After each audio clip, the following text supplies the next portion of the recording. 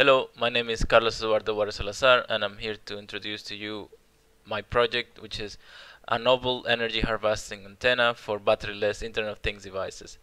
In this 5 videos lecture, we're going to talk about my project, and we're going to break down each of these sections, and I'm going to explain to you one by one the novelty of the project and why did I decide to do this project. We're going to start from the abstract, as it can be seen here in the project's paper. I'm gonna start from the abstract, then we go to introduction, which will talk briefly about some of the current technologies and problems with this topic. We'll go to the geometry and why did I choose the geometry, some background information about the geometry, the antenna characteristics, some basic but fundamental uh, information about antennas. Then we move on to the novelty of the project, which is its antenna design. I'm gonna teach you and I'm gonna tell you how to recreate this same design using AutoCAD and console. Then we move to the creation, the results. But before that, I'm gonna explain to you each of every one of these pictures and tables. Then we go to the results, and I'm gonna explain the results to you. And lastly, we're gonna talk about the future work of this project.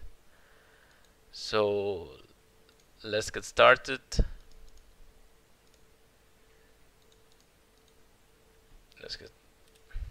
So the introduction. Energy harvesting is a process that captures small amounts of energy relative radio frequency that would otherwise be lost as heat, light, sound, or movement. So in everyday life, there are electromagnetic waves that is around us. So there is this idea that we can harvest these waves and its power in order to use small devices. That's the idea.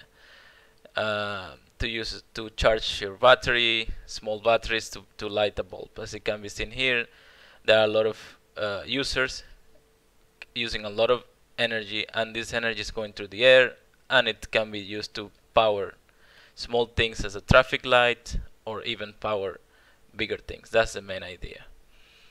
And in this project, we present a novel antenna design. It's an icosahedron Sierpinski fractal monopole antenna. We're gonna get into what is an icosahedron, what is a Sierpinski fractal, and what is an antenna. The advantage of such a geometry is that it can capture a wide range of frequencies due to its multiband characteristics. Multiband characteristics refers to the ability of a device to be able to capture a lot of different frequencies. Alright. Here we have a sample picture from the project. This is how the antenna behaves and its electric field, and this is just a small dummy picture about RF waves. Let's move forward. Okay, so RF energy.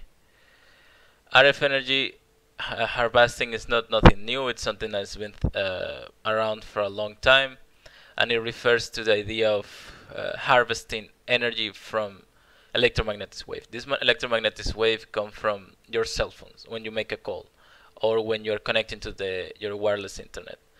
So there have been studies in where the best frequencies to harvest energy are GSM 900 and GSM 1800. These studies prove that at these frequencies you obtain the most power, and they did this research in London, in the subway in London, and they proved that at that time these were the best frequencies. But we can also use 2G, 3G, 4G, LTE, 5G, and Wi-Fi and above. This is the power conversion efficiency, which refers to how efficient your antenna is. So it is related to the voltage over the input power. Okay. Now, in this project we present a novel geometry. Fractal geometry is not something new. But it's been popular over the last decade in design of antenna because it leads to antenna miniaturization. That means that you make it smaller, and multi-frequency behavior, as I mentioned before, you can get a multi-band antenna if you have a fractal geometry design. And this multi-frequency behavior, this is due to the self-similarity fractal geometry. What does it mean? Is, as we can see from this picture, this is from one of the papers that I use in my projects. Is we have this shape is like a rhomboid, and then we break it down in other smaller different rhomboids, and you can see that they're self-similar, all of them. And then if you go further, you can make it smaller, but they still have the same shape as the beginning. If you compare C with A, it's the same shape. It's just you put smaller triangles inside this. So that's what it means by being self-similar. All right. Okay. For this project, as I said before, we use fractal geometries. Now, two fractal geometries, Cox and Hilbert, were proposed for a 950 MHz RFID system.